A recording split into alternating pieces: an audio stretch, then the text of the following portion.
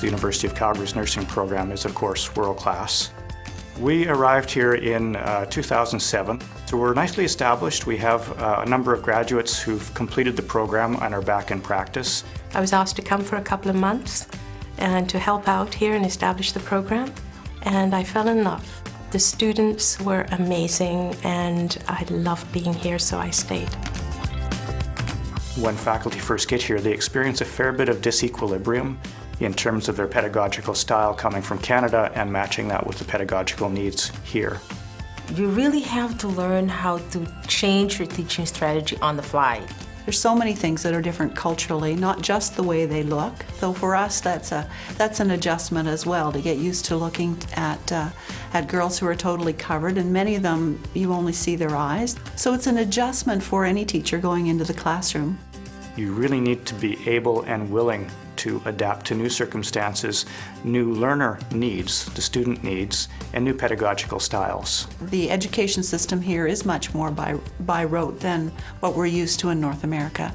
They love to debate, and debate is a great way of learning how to critically think and to put your ideas together and to make an argument. Well, they actually help us a lot, especially with the different way of learning.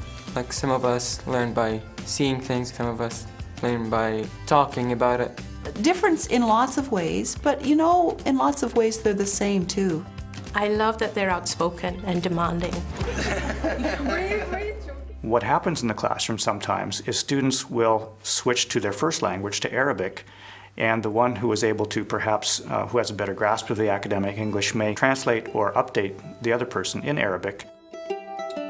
Kind of keep asking each other to understand what the instructor is saying. So the instructor sometimes don't understand what the student's saying and don't know what they're talking about, and they're talking in the middle of the class. You know, there was a lot of passion in them.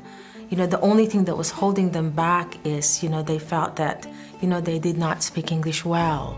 Maybe they could speak a little bit slower because some students could not catch what they're talking about. So we've developed a bridging program to really take students to the point where they can begin taking nursing programs and succeed. There's a different sort of a time orientation. They don't think about being late. They don't think about that it's important to come on time. For us 9, it means it's okay if we went there at 9:10 or 9:20. But for them, no, 9, it's mean 9. In nursing, time is very, very important. You know, because we are dealing with life and death here.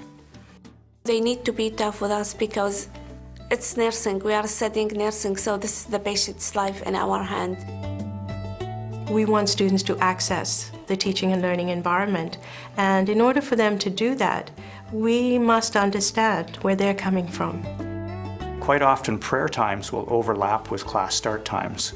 Once you become conscious of that, I think some of the concern and issues with being late kind of go away. Tomorrow I can't make appointments because really Many of our students come in with smartphones, they come in with phones certainly, and you'll see them texting in class, and they may even take calls in class.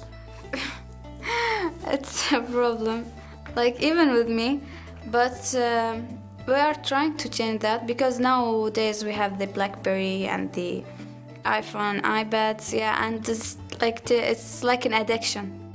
Students are addicted to mobile phones no matter what part of the world you're in, I believe. It's not just here in the Middle East. Depending on the student's background, they may not have too many options. They may need to keep their phones on in order to take calls from family. So for emergency call, you can use it, but for other things, I don't think so. I think that the University of Calgary, Qatar is really bringing a whole new perspective on what nursing is all about, and that we're turning out graduates who are going to turn the nursing profession upside down in this country. It's challenging, certainly it's challenging, but again, hugely rewarding. We can do things here that we probably couldn't do anywhere else in the world. I think that if you're going to be coming to Qatar to teach, you need to get rid of all of the preconceived notions that you have about the Middle East and the Gulf and Arab people. The opportunity to learn about a different culture and the opportunity to talk with students and share some experiences back and forth. I mean, it's just as enriching and engaging to talk with students about what life is like in Canada as it is for them to tell us what life is like here in Qatar.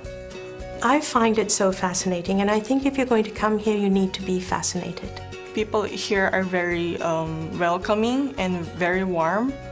I've grown a lot, professionally and personally. I see the world with a much bigger set of eyes. I've found that my teaching has become broader, more flexible. My encounters with students have been richer.